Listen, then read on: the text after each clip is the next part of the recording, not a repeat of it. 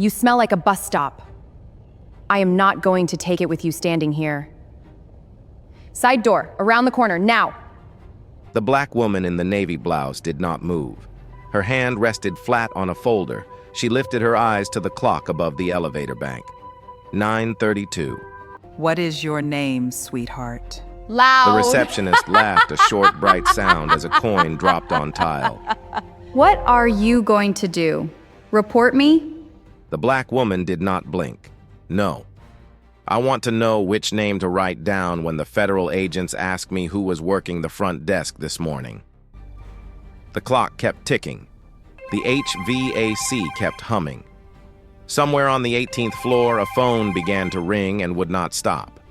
In 26 minutes, 4 federal agents would walk through these revolving doors. The blonde at the desk would not be smiling. The senior partner upstairs would not be breathing right. And the woman she had just called sweetheart, she had been planning this morning for 211 days. Sterling Kitchen, East Charlotte, 6:42 a.m. The kitchen smelled like coffee toast and the lavender plug-in in the hallway. The light through the curtains was the color of weak tea. Adaline Sterling moved through it the way a woman moves through a kitchen she had lived in for 9 years without looking, without thinking. She poured a cup of coffee. She would forget it on the counter. She always did. On the refrigerator door, held in place by a magnet shaped like a peach, was a photograph. A black woman in a cream suit standing on the courthouse steps in Atlanta in 1973. Her hand on the railing, her chin up. Her name had been Vera Sterling. She had been Adaline's mother. She had lost 3 civil rights cases in a row before she won the 4th, and she had taught her daughter that this was the order of things and that one was not allowed to stop counting at 3. Adaline looked at the photograph for 2 full seconds. She did this on every morning that mattered. At the kitchen table, 11-year-old Nia chewed the eraser of her pencil. Her hair was in 2 long braids. The worksheet in front of her said, Civics. Why do laws exist in blocky teacher handwriting? And after 10 minutes, she had still not written anything. She finally looked up and asked her mother what she was supposed to write. Adaline set the mug on the counter.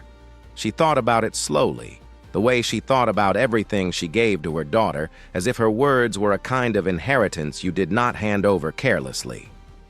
Write that laws exist because somebody has to be the one who refuses to look away.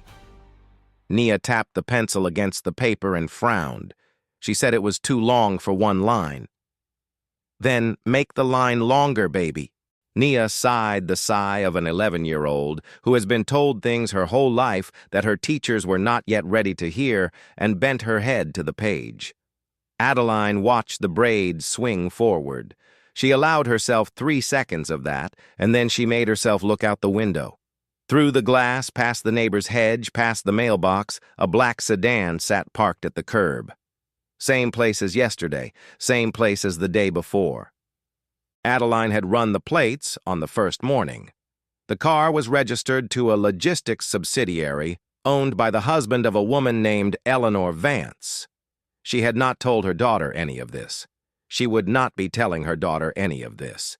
She packed the lunchbox and slid a small folded square of paper into the corner. Nia caught her doing it and noted in the matter-of-fact way only an 11-year-old can that her mother only wrote notes when something was happening.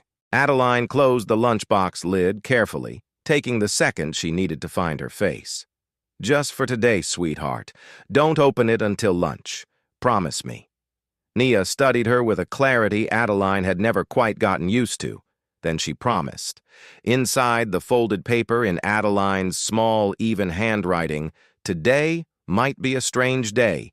If anything happens at school, anything at all, go to Mrs. Adwoa in the front office. She knows what to do. I love you the most, Mom. Adaline put on her blazer. She paused with her hand on the door frame the way she always paused, and Nia called after her without looking up, telling her not to lose, since she always wore the navy blouse when she was going somewhere serious. Adaline turned back.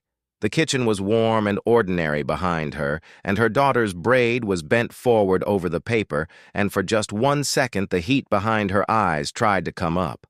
I am not planning on it, baby. She closed the door behind her. On the other side of it in the hallway with the lavender plug-in, she stood for 10 full seconds, with her hand still on the doorknob, before she let go. Charlotte Municipal Building, West Wing, 3rd floor, 7:50 a.m.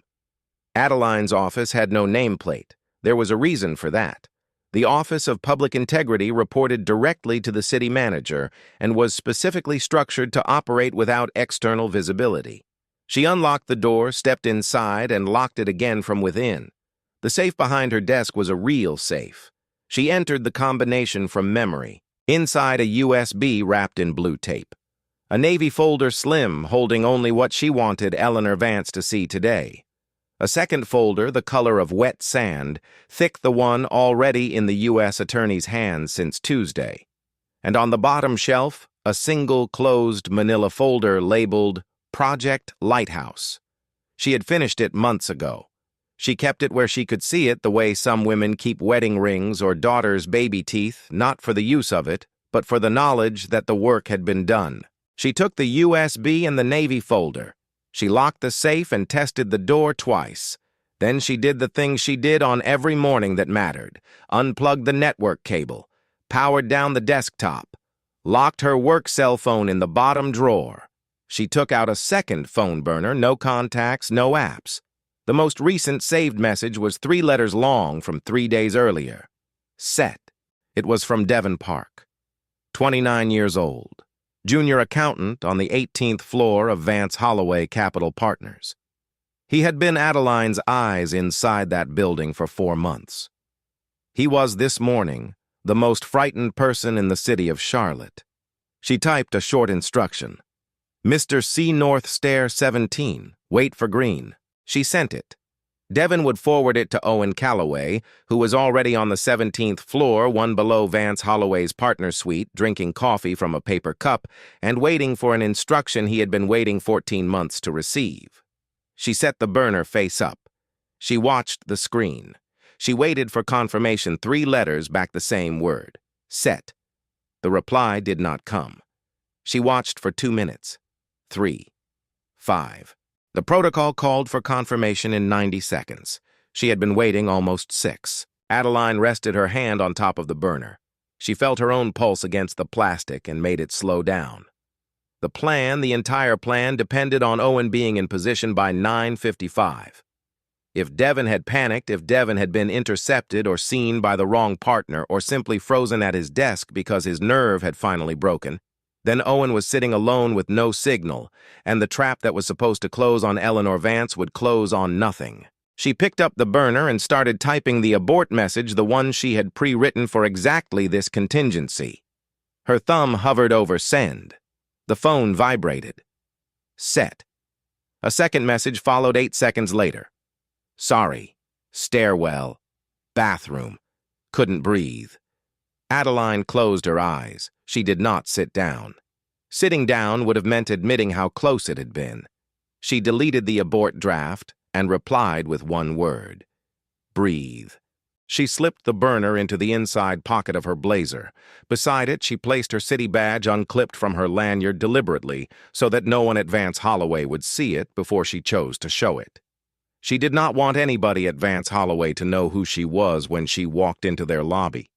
She wanted to be treated as a stranger, a nobody, a woman who could be turned away. The way they treated strangers was the data she had come to collect. Carolina Public Radio. Recording booth. 8:20 a.m. Renata Vega had been at her desk since 7. When the call came in from a number she did not recognize, and she recognized every number she should have, she crossed to the small acoustic booth in the corner, closed the door, and only then picked up. Talk to me. Adaline told her the piece needed to publish at 9:58, not 10. She wanted it live before the federal stay unsealed.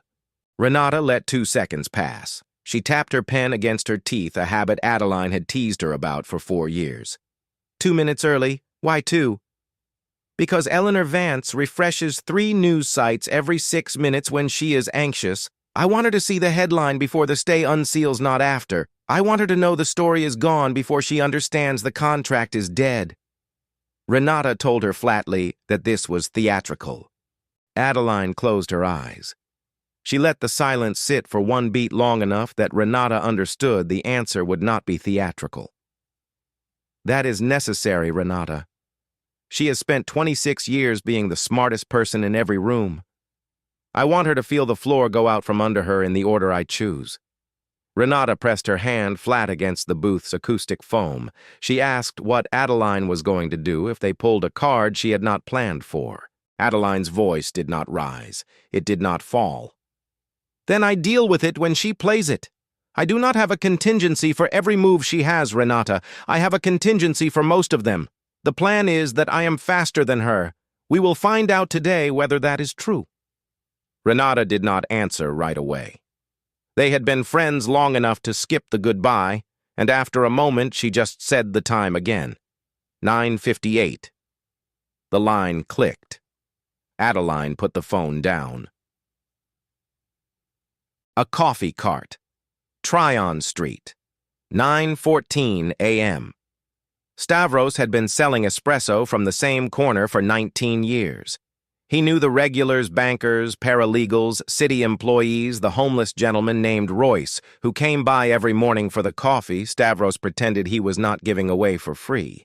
He knew Adaline Sterling. He had watched her get promoted 3 times. He had watched her ask the same questions every morning about his wife, his knee, his grandson at the music school, and he had watched her actually wait for the answers every single time, even on the mornings when she was clearly in a hurry. This morning, she was in a hurry. He could see it in her shoulders. He pulled the espresso without asking and slid the small white cup across the metal counter. He asked gently if she was okay. She drank it in one motion and set the cup back down before she met his eyes. "Why do you ask Stavros?" He let his glance go past her shoulder without turning his head, a habit he had learned before he could read in a country that taught him to look at things without seeming to. "2 men in a black sedan, parked across from your house 3 days now. I watch things." Adaline allowed herself a small smile, the first of her morning. "They will be gone by sunset, Stavros. Thank you for noticing." He asked in the same low voice if she was sure of the thing she was walking toward. "As sure as a person gets about a thing like this. Not entirely, but sure enough to walk." He nodded once. He poured a fresh espresso and slid it to Royce, who had appeared at his elbow without making a sound. Adaline dropped the paper cup in the trash and turned her body east. The Vance Holloway Tower was 24 stories of reflective glass, and in the angle of the morning sun, the whole face of it looked like a blade somebody had laid flat across the city. She walked toward it. Behind her, in Greek, Stavros said something quietly to Royce. He had said it before on other mornings about other people. It usually came true.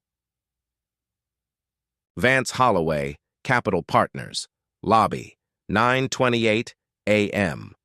The doors were revolving glass. They moved as if they were thinking. Adaline pushed through and the lobby took her in. Black Carrara marble polished to a mirror. 4 cylindrical glass vases on the reception counter, each holding a violent arrangement of white lilies. The smell was wrong, too sweet, too thick the scent of a hospital trying to pretend it was a hotel. Behind the counter sat a young woman with a high blonde ponytail and pearl studs that might have been real or might have been Target. Her name was Kelsey Brunner. She was 24. She had been at this desk for 14 months, and at this exact moment she was typing a personal text message about somebody's hair to a friend on the 7th floor. Adaline stopped 3 meters from the counter. She did not approach. She did not clear her throat. She waited. She counted silently. 1, 2, 3. On the count of 7, Kelsey looked up. The look took about 7/10 of a second. Adaline timed it. The eye traveled face, blouse, shoes, hands back to face, and the muscles around Kelsey's mouth made a small adjustment, and a decision was made, and the decision was visible. Without standing, Kelsey directed her toward the side entrance. Around the corner on 5th, deliveries, maintenance, temp services. "I have a 9:30 appointment with Mr. Holloway." Kelsey blinked. The corner of her mouth pulled up, not into a smile, but into the small, involuntary expression a face makes when it has just decided to feel superior. She repeated the words 9:30 and Mr. Holloway back at her as if they were a joke she was still working out. With Mr. Garrett Holloway, the name on the calendar is Sterling. She tapped a few keys without looking at the screen, then said she did not see anything. Please look again. Carefully. Kelsey exhaled through her nose, the exhale of a person dealing patiently with a very stubborn child, and let her shoulders fall back into the chair. She told Adaline in the warm voice people use when they think they are being kind that the partners on the 18th floor did not take meetings with people who walked in off the sidewalk wearing a blouse from Target. Adaline glanced down at her blouse slowly, almost academically. It was navy silk sewn for her by a Senegalese tailor on Beatty's Ford Road named Ousmane Ndiaye, whom her mother had trusted since 1981. The blouse cost $340. She did not correct her. She did not explain. She had learned by the time she was 11 that the impulse to explain was a tax that women who looked like her paid for the comfort of women who did not. Could you check the calendar one more time, please? Kelsey leaned back further. Her voice dropped half a register. She declared herself the calendar, and the calendar she said back door. Then the line that would end up on a federal evidence drive by lunch. You smell like a bus stop. I am not breathing it for the next hour. Across the lobby, a young man in a corporate intern badge, 22 name of Caleb, slowed his walk by a half step. He did not stop. He cut his eyes toward the desk, then cut them down at his phone, then walked faster than before. He would that evening write a 4,000-word account of the next 13 minutes that the FBI would subpoena on Friday. Near the revolving door, a UPS courier with a clipboard stood very still. His name was DeMarco Whitfield. His right hand had not moved from his hip in the last 40 seconds. Behind the curve of his hand, his cell phone was recording. He had pressed the button at second 3 the moment he heard the word deliveries. His mother had taught him when he was 10 to keep cameras running. Kelsey reached for the desk phone. She lifted the receiver but did not dial. She gave Adaline a count of 5 after that security. Adaline felt for the first time that morning the floor of her plan tilt by half a degree. She had counted on Kelsey's confidence, on Kelsey's belief that she could handle this herself, that the walk-in would simply leave. She had not counted on the receiver being lifted.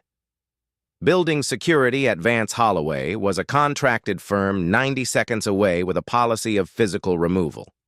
If they came, there would be photographs. The photographs would not look the way Adaline needed photographs to look. She had 30 seconds to decide. She glanced up. 9:31. Then she did the thing nobody in the lobby expected. She stepped back. One step, then another, then a third. Until she was at the edge of the revolving door where the polished marble ended and the cement of the sidewalk began. Kelsey laughed a short, bright sound like a coin dropped on tile and slowly lowered the receiver. She told her satisfied that this was the right call. But Adaline did not go to the side door. She turned slowly in a half rotation until she was facing the directory board mounted on the wall behind the reception desk. Matte black brushed steel letters. Her eyes moved down the list. They stopped on the third name from the top. Sterling Civic Group, LLC Suite 1840, 18th floor, same floor as Vance Holloway. Adaline's fingers tightened on the navy folder, not into a fist, just tightened. Her right hand curled briefly into her palm and unclenched. For 211 days she had known about the shell. She had read every wire it had ever sent. She had built a federal indictment around it, brick by careful brick, with the patience of a woman who had grown up watching her mother lose 3 cases before winning the 4th. But seeing her own name, brushed in steel, on a wall where strangers walked past it every morning and never asked a single question, that was different. Reading about a wound is one thing. Looking at it is another. For one full second, the heat came up behind her eyes. She did not let it past her cheekbones. She turned back. did not look at Kelsey, pushed through the revolving door and stepped onto the sidewalk. She did not take out her phone. She did not look at her watch. She stood on the cement with the navy folder against her stomach and her face turned toward the street. She had not chosen to step back. She had been forced back. She knew the difference. She made herself absorb the difference because pretending otherwise was the kind of self-deception that lost wars.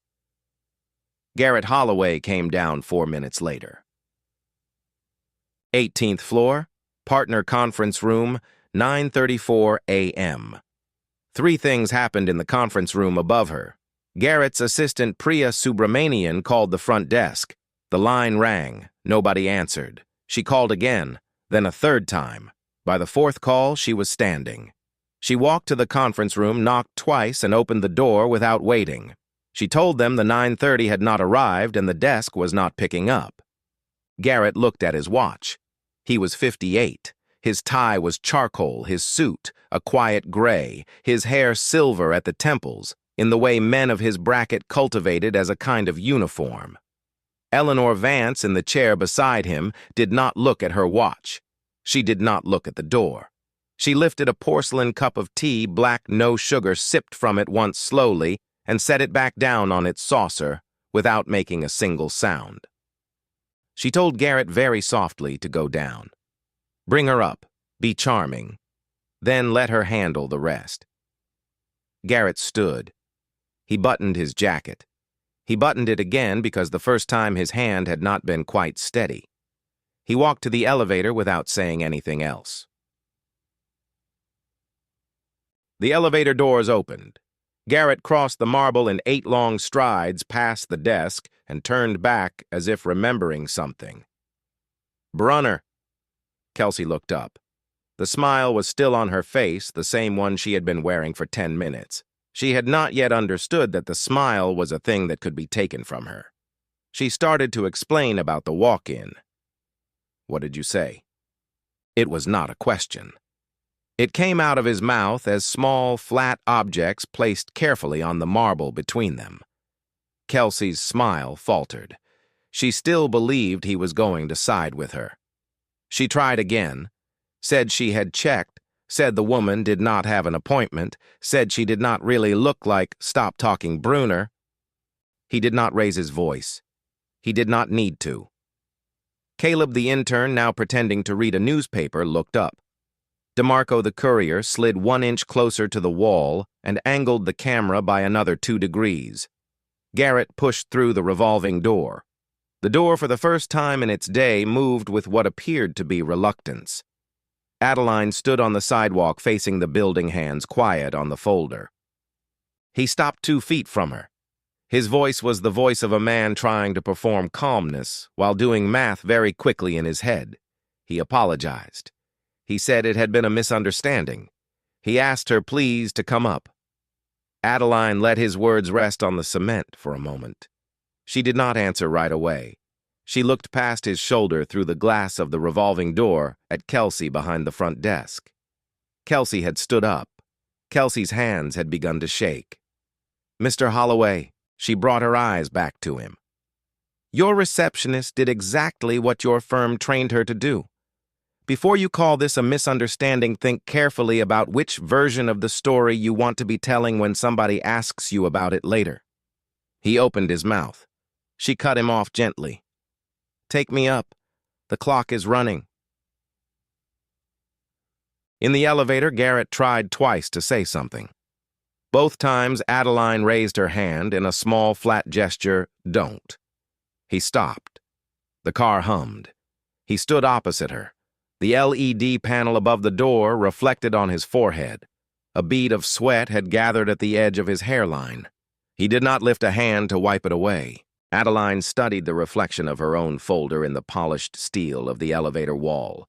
She thought briefly about her daughter, about the photograph on the refrigerator, the cream suit, the chin up, the hand on the railing. She did not allow herself to think about either of these things for more than half a second each. Half a second was the maximum dosage. More than that, and the heat would come back. Her right hand hanging at her side had begun to tremble, almost invisibly. She pressed it flat against the navy folder and kept it there. The doors opened on the 18th floor. 3 partners stood up when she walked in. Eleanor Vance was in the middle.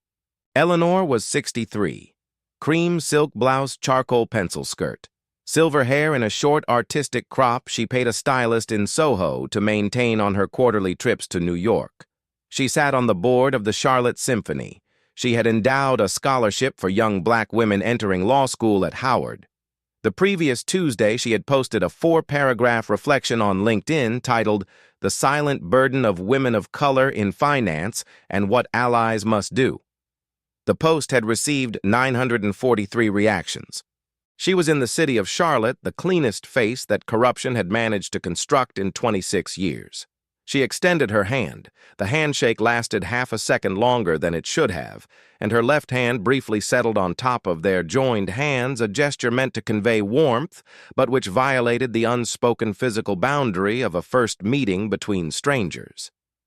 Adaline withdrew at the 3-second mark. Polite enough, not warm enough. Eleanor said she had followed the Hampton stormwater audit for years. "Brilliant," she said. They had been desperate to meet her in person. "Miss Vance, thank you for the time." They sat. The third partner, Marcus Lind, 41, a man whose presence in the room did not seem to register on Eleanor's face even when he spoke, slid a leather-bound folio across the walnut. 260 pages. A Mont Blanc pen lay across the top. Adaline placed her own navy folder on the table, squared it with the edge, and set her hands flat on either side of it.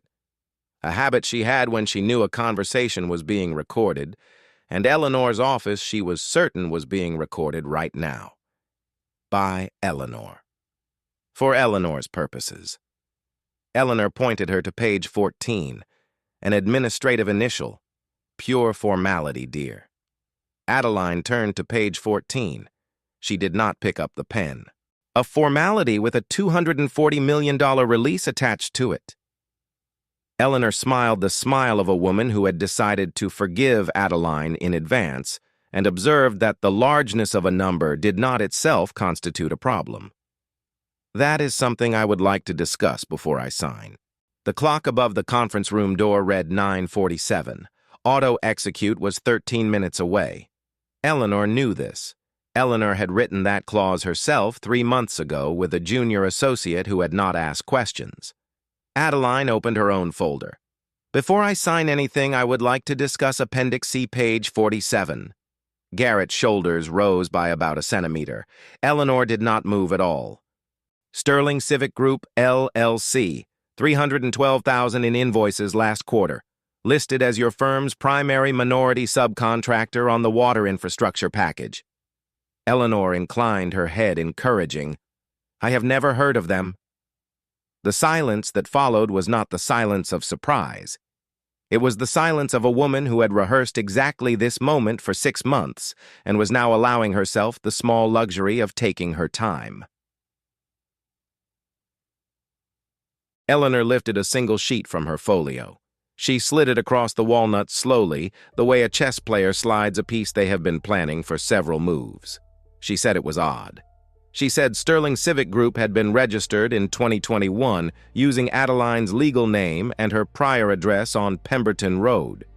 She said the federal form SS4 bore Adaline's signature and she had a notarized copy right here. Her hand moved to her chest. The gesture was small and polished and had been deployed in this conference room many times before. She suggested very gently that there might be a serious undisclosed conflict of interest on Adaline's part, and that Adaline would do well to allow them to extend her some courtesy in how this was handled. Garrett, sitting very still, took out his cell phone. He said he was going to call General Counsel.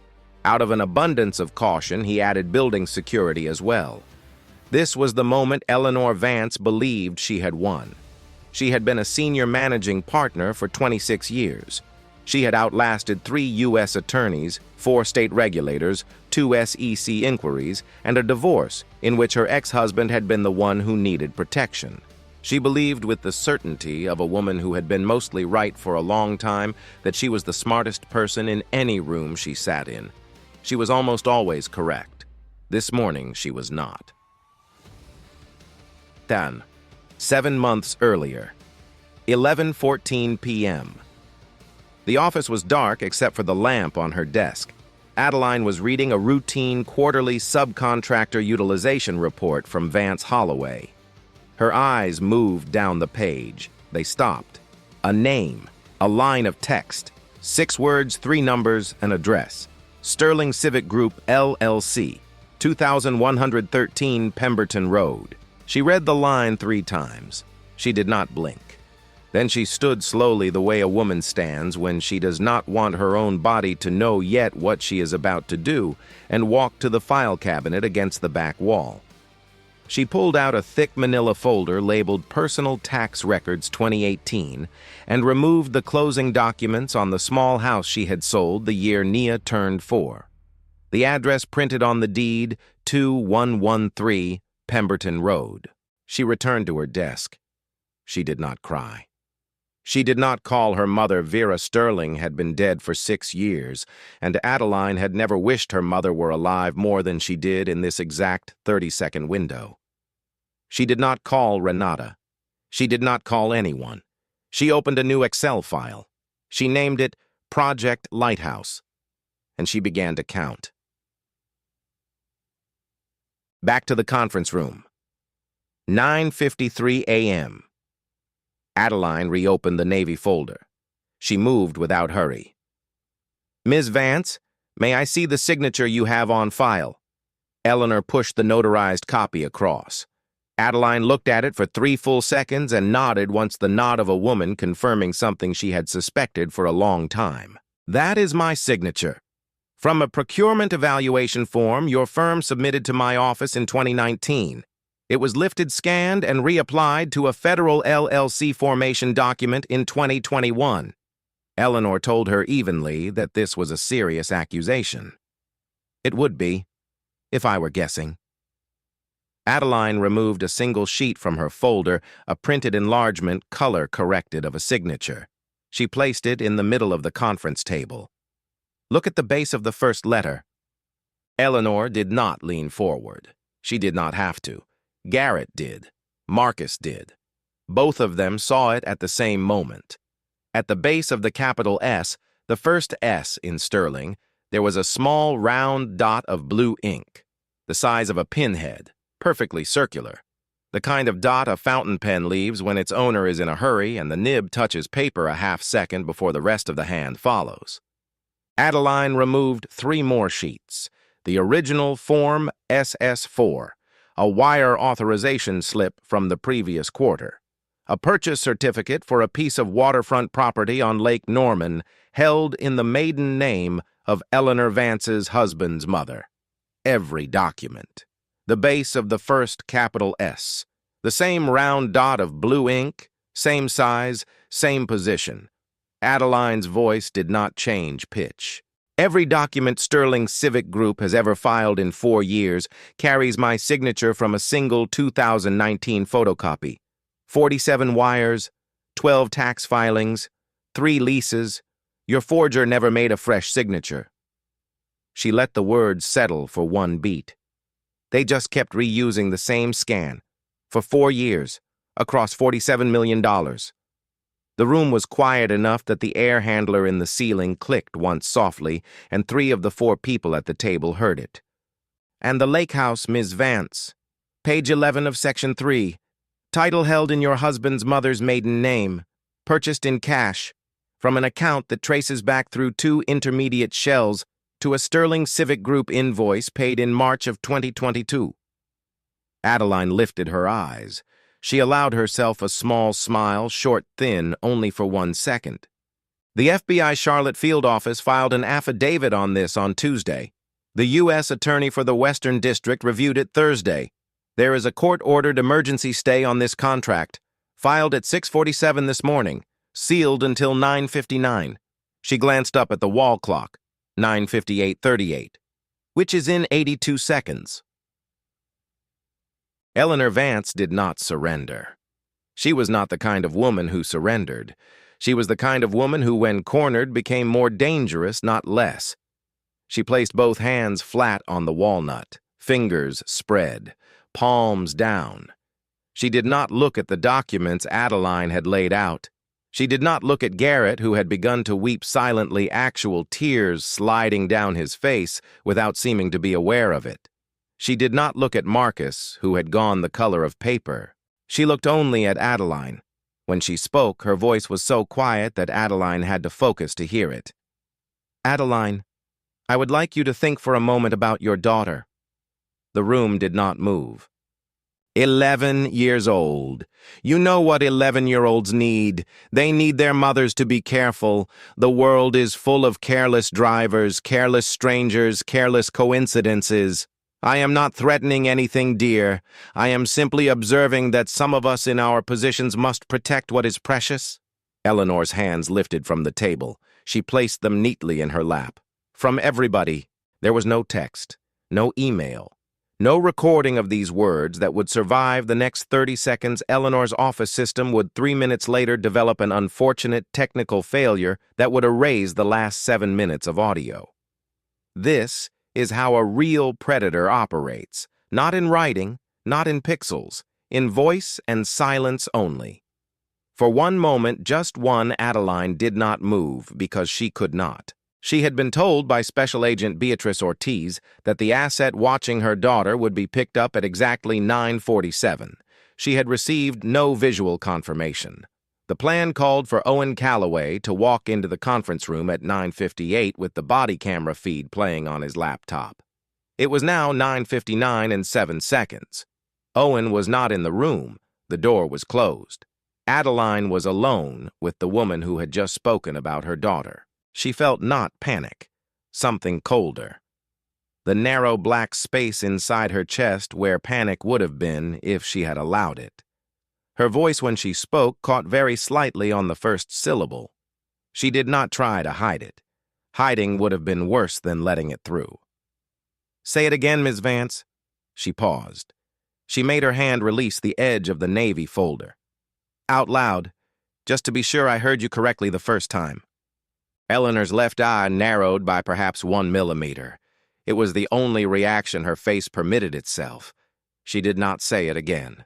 She understood the way her kind always understood that one careful sentence could be denied. 2 could not. Adaline raised her right hand. Just one finger. She pointed at the conference room door. The door did not open. Eleanor watched the door. Then she watched Adaline. The corner of her mouth moved the smallest possible smile, the kind that meant I see what you tried and I see that it has not arrived. 5 seconds passed. 10. Adaline did not lower her finger. She kept it pointed at the door steady and made her face still and her breath even. Inside her chest, she counted 1, 2, 3, and on the count of 14, she heard her mother's voice in her head, very clearly saying the same thing she had said the night she lost the 3rd case in a row. Justice is patient too, baby, if it is willing to count past 3. On the count of 15, the door opened. Owen Calloway walked in. He was 52. He wore a wool sport coat with worn elbows and a shirt that had been ironed at home. His hair had gone fully silver in the year since he had last set foot on this floor. He carried under his arm a slim laptop. He was slightly out of breath, and the side of his coat was streaked with dust from a stairwell railing. He apologized to Adaline, not to the room. The stairwell door on 17 had been locked. He had come up the south side. He set the laptop on the conference table. He opened it. "Eleanor, it has been a while."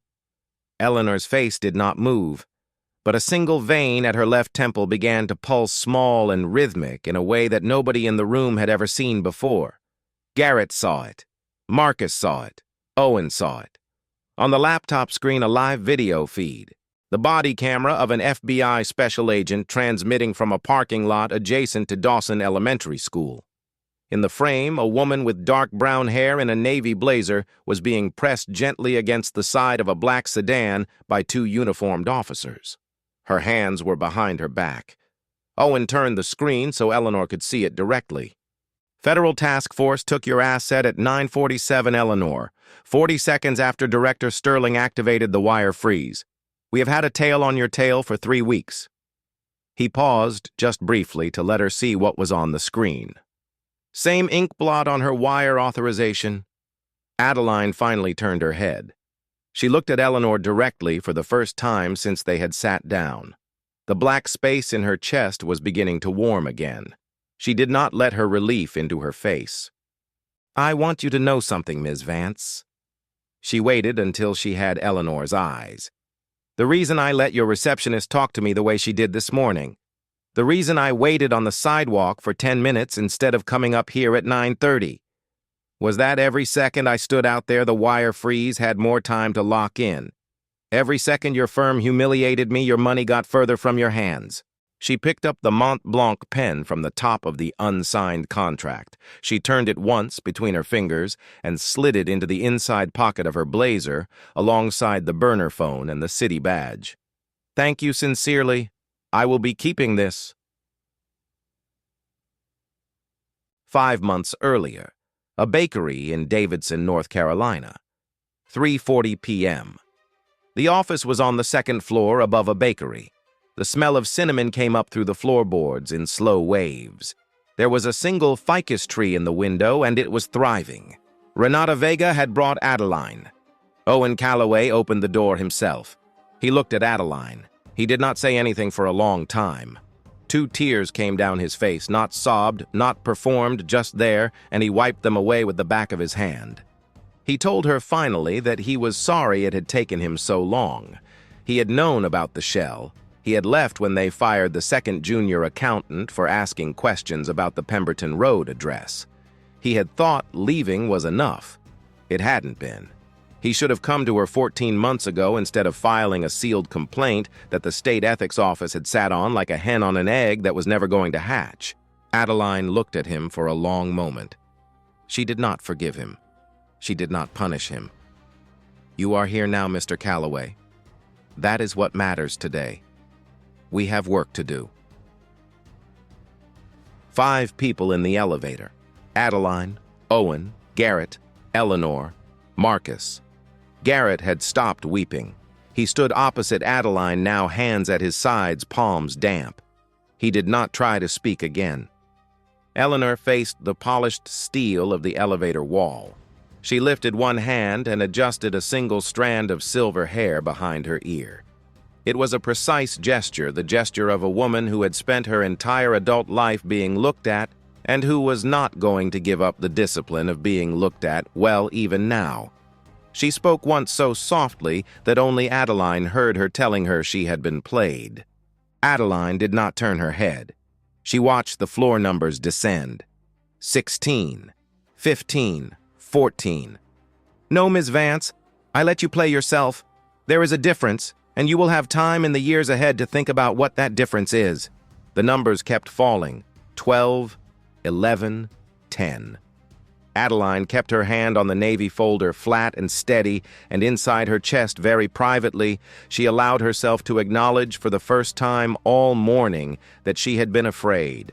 Not at the front desk, not in the conference room when Eleanor produced the forged signature. But during those 15 seconds when she had pointed at a closed door and the door had not opened. She did not say this out loud. There was no one in the elevator who needed to know. The doors opened on a different lobby than the one Adaline had walked into 90 minutes earlier. Renata had broken the embargo at 9:58 on the dot. The Carolina Public Radio piece, 4,200 words, headlined, "The Woman Whose Name Was a Shell," included 3 things the lobby of the Vance Holloway Tower had not been prepared for. A scanned copy of the FBI affidavit, 47 seconds of DeMarco Whitfield's cell phone footage from the front desk at 9:28, and a still image of the directory board with Sterling Civic Group LLC circled in red ink. The Associated Press picked the story up at 10:09. By the time Adaline stepped out of the elevator, the lobby contained 4 FBI special agents in Navy windbreakers, 2 television news crews with cameras already rolling 3 print reporters, including Renata, a deputy chief from the Charlotte Police Department in dress uniform, approximately a dozen Vance Holloway employees who had come down at the sound of the commotion, Caleb the intern, DeMarco, the courier who had not left, and behind the reception desk, Kelsey Bruner. Her face had gone the color of the marble behind her. When the elevator doors opened, no one in the lobby spoke for 3 full seconds. Adaline's shoes were the only sound. She stepped out first, Owen behind her. Then the 3 partners. Special Agent Beatrice Ortiz crossed the lobby. She was in her early 50s silver-haired Navy windbreaker with FBI in yellow letters across her back. She spoke at a normal volume, which, in a lobby that had stopped breathing, was loud enough. Eleanor Vance, Garrett Holloway, Marcus Lind, you are under arrest for federal wire fraud conspiracy to defraud the United States identity misappropriation and witness intimidation. She read them their rights without looking down at the card. Eleanor, for the first and only time in the entire morning, lost her composure. It was a small loss. Her voice cracked very slightly on a single word. How long? She was not asking about her sentence. She was asking about Adaline. Adaline stopped. She turned toward Eleanor. Then she looked for one beat at Kelsey behind the reception desk, then back at Eleanor. 211 days, Ms. Vance. Every wire your firm sent for 7 months I read before you signed it. She paused for one breath. Every email forwarded out of your accounting department I saw before you saw it. Every shell you opened in your husband's mother's maiden name, I knew the next one was coming before you opened it. You assumed a black woman in a Target blouse could not read your contracts. Your receptionist assumed I could not afford to be in your lobby. She let her gaze move once across the reporters, across the FBI agents, across the marble. Both of those assumptions cost you 40 minutes and 4 indictments. She turned. She walked toward the revolving door. She passed the reception desk on her way. Kelsey was standing now. She had been standing for several minutes. She was crying not loudly, but visibly in the helpless way a young person cries when she finally understands that the world contains a thing called consequences and that the thing is not theoretical. Adaline did not stop walking. She did not look at Kelsey. She did not say anything to her. What she did was reach into the inside pocket of her blazer, remove her city badge, and place it face up on the marble counter as she passed. Her name, her title, the seal of the city of Charlotte. She said one sentence as she passed without breaking stride. For the file, Ms. Bruner. So whoever takes your statement knows the name of the woman you sent to the side door this morning. She kept walking. She did not look back. Kelsey picked up the badge. She held it in both hands. She looked at it the way a person looks at a word in a language she has not yet learned. A second FBI agent stepped up beside her gently and took the badge from her hands as evidence. Kelsey sat down. A woman in a black blazer, a public defender summoned by phone 14 minutes earlier, placed a hand on her shoulder. Adaline pushed through the revolving door. The door this time moved as if it understood. She stepped onto the sidewalk. The sun was bright. She did not shield her eyes. Across the street, on his usual corner, Stavros stood beside his espresso cart. He was wiping the counter with a small white cloth. He looked up at her. He nodded once. Adaline nodded back. Behind her, through the glass walls of the lobby, 3 federal agents were leading Eleanor Vance toward the side exit. The exit on 5th Street. The one Kelsey had pointed Adaline toward 93 minutes earlier when she had described it as the place for deliveries maintenance temp services. 2 photographers caught the image, one from inside the lobby, one from the sidewalk through the glass. The image was on the front page of the New York Times the next morning above the fold. The caption read, "Senior Managing Partner Eleanor Vance is escorted through the side entrance of her own firm." It became the most shared news photograph of the year. Charlotte City Council Chamber. 6 days later. 1:30 p.m. The chamber smelled like old varnish and central air. 240 seats, none of them empty. 40 more people stood along the back wall. The brass seal of the city, the size of a dinner plate, threw the overhead lights back at the dais. Chair Margaret Ellsworth gavelled the room to order. The clerk called the roll. The hearing began. Garrett Holloway testified first. He had been advised by counsel to project remorse, and he tried. The performance was not successful. Renata Vega in the front row of the press section asked him no questions. She only lifted her chin at one moment when Garrett claimed he had not known about the Pemberton Road address until the previous month. He paused for 2 seconds too long. The pause did the work. Kelsey Bruner testified in the middle. Her public defender sat next to her. She did not cry. She did not ask for sympathy. She read from a prepared statement and then she answered questions. She told them she had been trained. There had been a document from Ms. Vance's assistant. It said visitors of certain backgrounds should be discreetly redirected to the side entrance. She paused, swallowed once, and continued. The word the document had used, she said, was discretion. She had been told to use her discretion. She had been at the job for 14 months, and she had used her discretion the way she had been taught to. She was asked to read the operative passage of the document into the record. She did so. Quote, "Please discreetly redirect visitors who appear to be reviewing the directory board to the rear entrance. Applies particularly to unscheduled women of color. Use discretion." End quote. The chamber rumbled. Chair Ellsworth gavelled it down. Adaline testified last. She did not speak for long. For 4 years, this firm laundered $47 million of public minority subcontract funds through a shell company built around my name. They did this in plain view of every contractor, every visitor, and every employee who walked past the directory board in their lobby. She paused. She looked briefly at the ceiling and then back at the dais. Nobody asked because the same culture that built that shell trained a 24-year-old at the front desk to make sure no one would. The fraud and the receptionist were not two separate problems. They were the same problem wearing different uniforms. She let one beat pass. My mother, Vera Sterling, was a civil rights attorney in Atlanta. She used to tell me that fraud is patient, but justice can be patient too if it is willing to count past 3. I have been counting since March. I am done counting now. The vote was 7-0. Vance Holloway Capital Partners was barred permanently from any public contract in North Carolina, Virginia, or South Carolina. The wire fraud was referred to the Department of Justice. The training documents were referred to the EEOC. The gavel came down. Eleanor Vance was convicted on 14 federal counts. The sentence was 19 years. She did not request leniency. She did not address the court at sentencing. Her LinkedIn account was deleted by her family, who issued no public statement.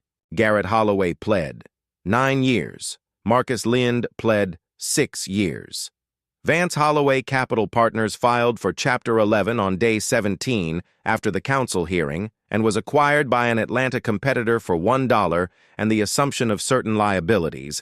The Atlanta firm renamed the building. A sitting state senator who had received 2 maximum allowable contributions from a political action committee that the federal investigation had traced back through 3 intermediate shells returned the money in a Twitter post of 11 words. He was not reelected. 43 small contractors, most of them women-owned and black-owned, the firms that had been displaced from their own subcontracts to make room for Sterling Civic Group's invoices, received compensation totaling $11.7 million from a Department of Justice fund established specifically for the case. Devin Park was not indicted. He received the Department of Justice's Whistleblower of the Year award. He declined every interview request. He moved to Portland. Owen Calloway returned to small firm legal practice. His office is still on the 2nd floor above the bakery in Davidson. He does not accept corporate clients. Renata Vega was nominated for a Pulitzer. Kelsey Bruner left the city. Adaline did not ask where she went. Adaline did not ask anyone where she went. In a 5th grade classroom at Dawson Elementary, Nia Sterling stood at the front of the room and read aloud from a single sheet of notebook paper. The essay was titled, "Why Laws Exist." Her teacher had given the assignment 2 weeks earlier. The essay began, "Laws exist because somebody has to be the one who refuses to look away." My mom told me that. She does not lie about things like that. Her teacher nodded slowly, said nothing, pinned the essay to the bulletin board behind her desk where it stayed untouched for the rest of the school year.